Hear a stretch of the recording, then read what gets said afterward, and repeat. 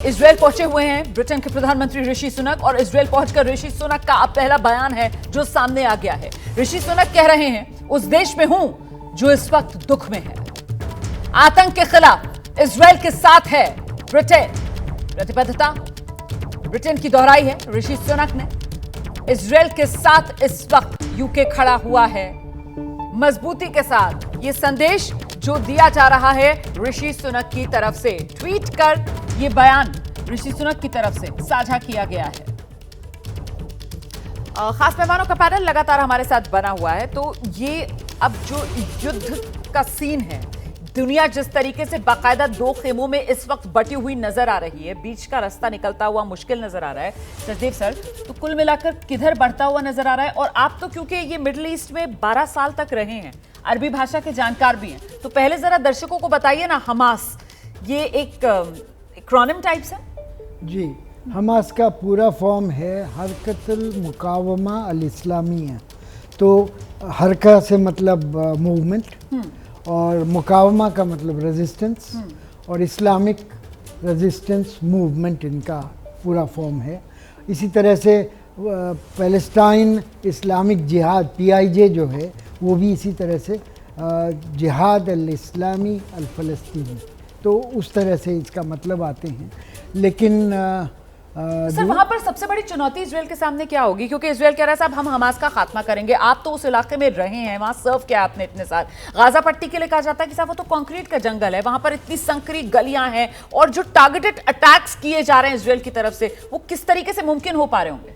देखिए, इसमें कहना ये चाहूँगा कि इतिहास गवाह है कि जब से इजराइल फ़लस्तीन का मसला शुरू हुआ है, अक्सर जो युद्ध होते हैं उनमें एक पंक्चुएशन पॉइंट आता है जबकि बड़ा नरसंहार होता है, चाहे वो दार यासीन हो 48 सन में, या शाबरा शातीला हो 82 सन में, या इस समय हॉस्पिटल का जो कांड हुआ है 2 दिन पहले वो हो। तो ये जब बड़े जब नरसंहार का कांड होता है, उसके बाद से जो मुआदला या ये कोई समीकरण बदल जाता है और युद्ध फिर निचली सतह पर जाना शुरू होता है, क्योंकि दोनों पक्ष इससे सहम जाते हैं और फिर ये प्रयास तो मतलब किया इंटेंसिटी जाता घटती है। हाँ। जी, तो मैं ये कहना चाहूँगा कि मुझे ऐसा लगता है कि इस समय दोनों पक्ष इस चीज़ से वाकिफ़ हैं, ये ज्ञातव्य है उनको कि ये इस तरह की चीज़ें बार बार होंगी तो हमारा फ़ायदा नहीं होने वाला, ना हमारे दुश्मन का फ़ायदा। जनरल कोचर, आप सहमत हैं इस बात से? ये इंटेंसिटी कम होती हुई अब नजर आ रही है क्या? क्योंकि इजराइल तो कह रहा है साहब हम ग्राउंड ऑपरेशंस के लिए तैयार हैं। मैं एक इसको मिलिट्री पॉइंट ऑफ व्यू से बात करूंगा। सर ने एक फॉरेन एनालिस्ट की तरह बात किया है, बिल्कुल सही है वो अपनी जगह जी। एक मिलिट्री एनालिस्ट के लिए अगर मैं इस ऑपरेशन को अंडरस्टैंड अपना करता हूं तो अभी इजराइल एक पॉज दे रहा है। मुझे ऐसा लगता है 7 और 10 दिन तक इजराइल कोई भी ग्राउंड ऑफेंसिव अपना लॉन्च नहीं करेगा।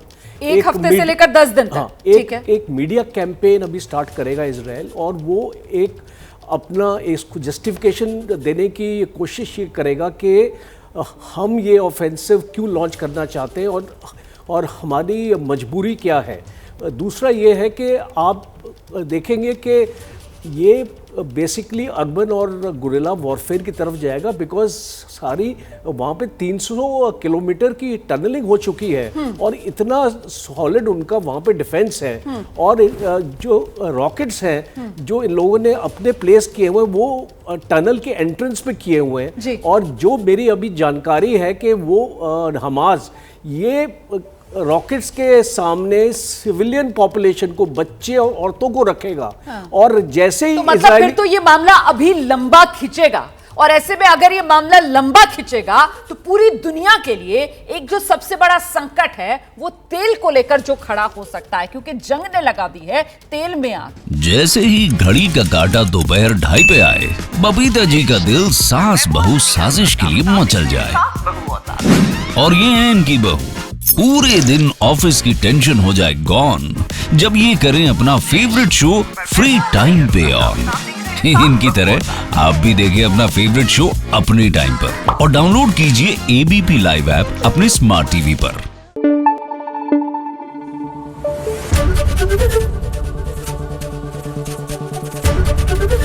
एबीपी न्यूज आपको रखे आगे।